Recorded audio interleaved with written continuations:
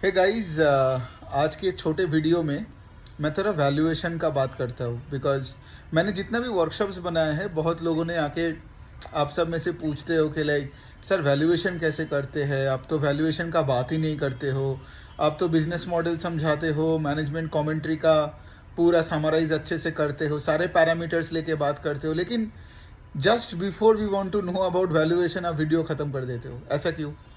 तो सबसे important point जानना ये है कि पहला तो पॉइंट है कि वैल्यूएशन एक बहुत ही सब्जेक्टिव चीज़ है। ठीक है, सोचो जो कंपनी का से फॉर एग्जांपल आपको लगता है कि वो अगले 10-20 साल तक ग्रो कर सकता है एट अ हाई पेस, आज आप उसके लिए कोई भी पी देने के लिए तैयार हो सकते हो बिकॉज आपको लगता है कि ईपीएस तो ग्रो कर ही जाएगा। सो द जिस मार्केट कैप में आज मैं ले रहा हूँ वो आगे जाके मार्केट कैप के अनुसार में अर्निंग्स इतना बढ़ेगा कि मेरा पीई तो घट ही जाएगा, राइट।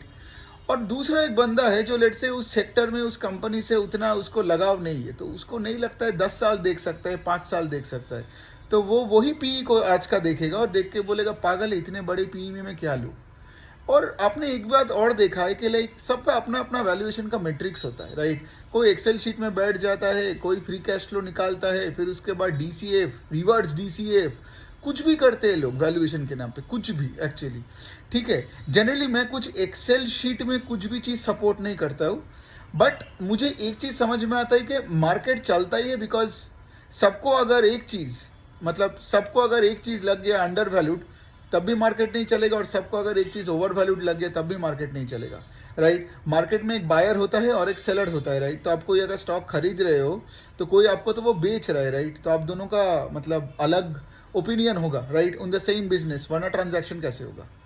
तो अभी थोड़ा वैल्यूएशन का अगर मैं बेसिक सा बात करूँ कि मैं कैसे करता हूँ वैल्यूएशन, ठीक है। अब मेरे वैल्यूएशन का टेक्निक में ना कोई एक्सेल शीट, कोई पेन पेपर भी नहीं होता है, ठीक है। और मैं एक छोटा सा एग्जांपल लेके मैं समझाता हूँ, ठीक है।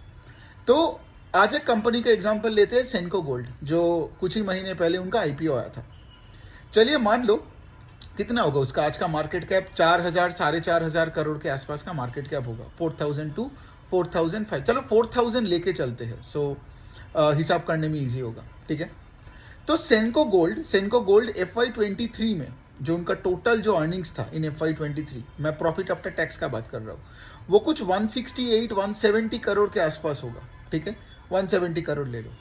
और ये जो Q1 का रिजल्ट आया था इन FY24, ठीक है, इसमें सेनको गोल्ड का अगर आप देखोगे बॉटम लाइन कुछ 17-18-20% के आसपास बढ़ा, टॉप लाइन ग्रू 29%। कंपनी ज्वेलरी स्पेस में है अभी, मतलब इसे कैलकाटा बेस्ड कंपनी, और वो कैलकाटा से निकल के अभी दूसरे शहरों में जा रहे हैं, स्पेशली इन द नॉर्थ। तो यही बनता है business model, retail jewellery company है, ठीक है, ये कल्याण टाइटन जैसा बिजनेस मॉडल। अब सोचो अगर मैं सेनको को कैसे वैल्यू करूंगा, तो पहला पॉइंट ये है कि सेनको ने 29% का टॉप लाइन दिया इन Q1 ऑफ FY24। और मैनेजमेंट को जब एक एनालिस्ट ने पूछा कि सर आप बताओ कि गाइडेंस क्या है FY24 का, ठीक है, मतलब रिमेनिंग जो 3 क्वार्टर है उसका गाइडेंस क्या है, तो मैनेजमेंट ने क्लियरली कोई नंबर नहीं दिया, लेकिन उन्होंने यही बोला कि हिस्टोरिकली हम हमेशा 15-20% से ग्रो करते आ रहे थे और आगे जाके हम इतना ही करेंगे, ठीक है। तो मैनेजमेंट के गाइडेंस के ऊपर आई कैन एक्स्ट्रापोलेट, ठीक है। सो FY23 जो साल बीत गया, ठीक है, उसमें कितना था प्रॉफिट, 170 करोड़ का, 170 करोड़। और अगर मैं गाइडेंस के अनुसार चलूं, ठीक है, अब देखिए ये सब back of the envelope calculation है, ठीक है, यहाँ पे कोई 1+1 2 साइंस नहीं है, इसलिए valuation is very very subjective, लेकिन मैं आपको सिर्फ एक फ्लेवर दे रहा हूँ कि मैं कैसे सोचता हूँ विथ एक एग्जाम्पल लेके सेनको का, ठीक है। तो 170 करोड़ FY23 का है, ठीक है। अब अगर कंपनी बोलता है कि वो 20% से ग्रो करेगा, तो आप मोटा मोटी back of the envelope calculation कर लो कि 170 का 20% का ग्रोथ से कितना बनेगा।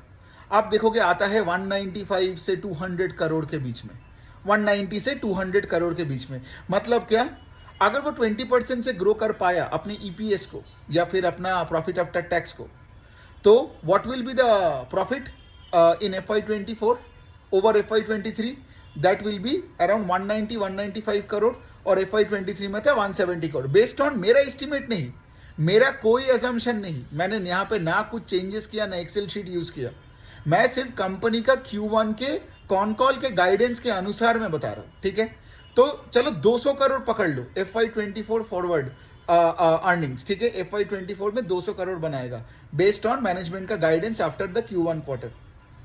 आज अगर मैं सेनको खरीदूं तो फिर मैं टोटल कितना रुपए दे रहा हूं, मार्केट कैप कितना है सेनको का 4000, ठीक है, और कितने अर्निंग्स के लिए मैं दे रहा हूं FY24 का, मतलब 1 year forward earning is 200 crore. So what is the forward 1 year earning का P? 4000 divided by, so 4000 divided by 200, that means the forward 1 year earning pay, the price to equity I am paying today is 20, because 4000 divided by 200 is 20। अब आप मुझे बताओ, ठीक है, again ये subjective है, मुझे आपको नहीं बोलना है कि खरीदना है या बेचना है या कुछ।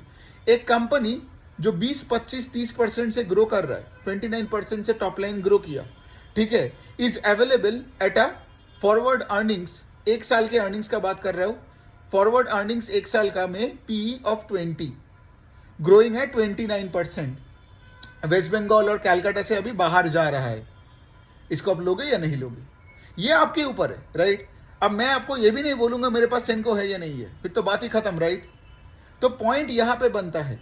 और आप एक चीज ऑब्जर्व किए हो, मैं जो 1 ईयर का अर्निंग्स लिया इसका, वो मैनेजमेंट गाइडेंस के अनुसार लिया, मैं इसको खींच के 3 साल नहीं लेके गया।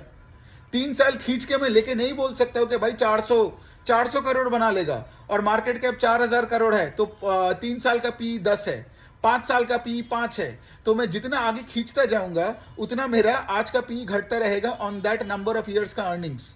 लेकिन मैं वैसे नहीं कर सकता हूं ना, क्योंकि कंपनी बिजनेस कर रहा है रियलिटी में, एक्सेल शीट में नहीं। तो प्लीज अंडरस्टैंड दिस, जब कोई भी कंपनी को आप एनालाइज कर रहे हो ना, तो इस तरीके से मत किया करो कि 3 साल खींच दिया, 10 साल खींच दिया, बीच में एक कोविड आएगा, बीच में एक कोई वॉर आएगा, कोई प्रॉब्लम आएगा ना, आपका पूरा एक्सेल शीट जाएगा गार्बेज में।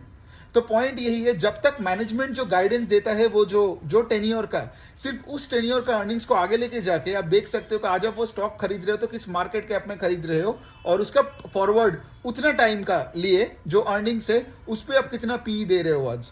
सो अगर मुझे देखता है कि लाइक 1 साल का फॉरवर्ड अर्निंग्स में मतलब मुझे 20 का पी देना पड़ता है और उसके लिए मुझे 25-30% का ग्रोथ मिलता है, तो शायद मैं इसके लिए थोड़ा बहुत इंटरेस्टेड हूँ, ठीक है। सो कोई बाई सेल रिकमेंडेशन नहीं है, राइट, क्योंकि आप खरीदोगे, आपको ही आगे जाके ट्रैक करना है, आपको तो मुझे हर टाइम नहीं मिलेगा, गॉट इट। सो पॉइंट यहीं पे है, आपका पैसा आपका डिसीजन, राइट। लेकिन इस तरीके से आप सोच सकते हो, या आपके पास अगर कोई पोर्टफोलियो में स्टॉक्स है उसके बारे में ऐसे सोचो, तो ऐसे मैं करता हूँ थोड़ा बहुत वैल्यूएशन के एनालिसिस।